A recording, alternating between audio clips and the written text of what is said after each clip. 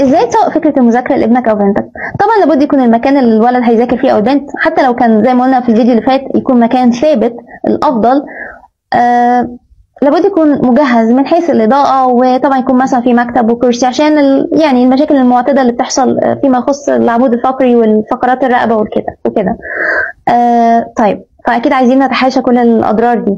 خلينا نتكلم في الادوات المكتبيه.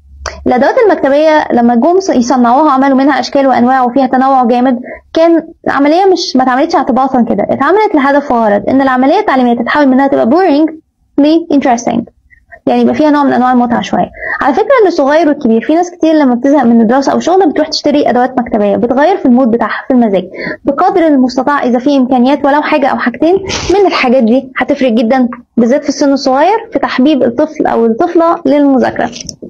شايفين الاقلام دي؟ على فكره الصغير والكبير والله. ماشي. ستاكي نوتس like this مثلا. شفتوا الاستيكه الحلوه دي؟ واحد يحس ان هو عايز مثلا يستخدمها هايلايترز. فالحاجات دي كلها بتفرق جامد جدا في تشجيع الولد او البنت على المذاكره. خلينا نقول اخر 3 نقط. 1.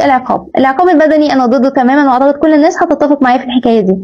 العقاب اللي بيكون مقبول لو الطفل يعني قصر في المذاكره او الولد او البنت قصروا في المذاكره، بيبقى الحرمان من بعض المتعه لفتره مؤقته، يعني فتره قصيره. يعني مثلا النهارده ما اتعملش هومورك، فاوكي مش هنقدر نلعب جيمز. لكن بلاش العقاب المرتبط بالابتايد او شهيه الانسان. يعني طبعا مفيش اب وام هيحرموا اولادهم الاكل والشرب يعني عشان ما عملوش هومورك. انا بتكلم على فيما يخص الديزرتس او السويتس، يعني مثلا الحلويات.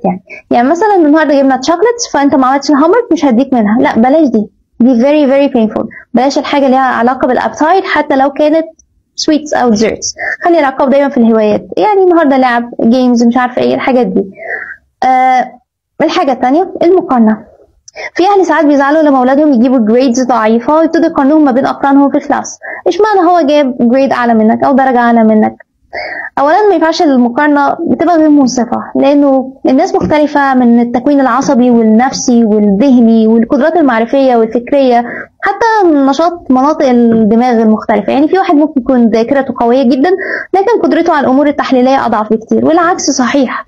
فاذا المقارنه مش منصفه. المقارنه المفروض تكون ما بين الشخص وذاته بعد فتره زمنيه قصيره او يعني فترات. يعني مثلا في السمستر الاولاني انت جبت جريدز كذا، بس في السمستر الثاني لا جريدز كانت اعلى او الدرجات بتاعتك كانت اعلى. فهي دي المقارنه الصح. اخر نقطه خالص، الخوف من الامتحانات.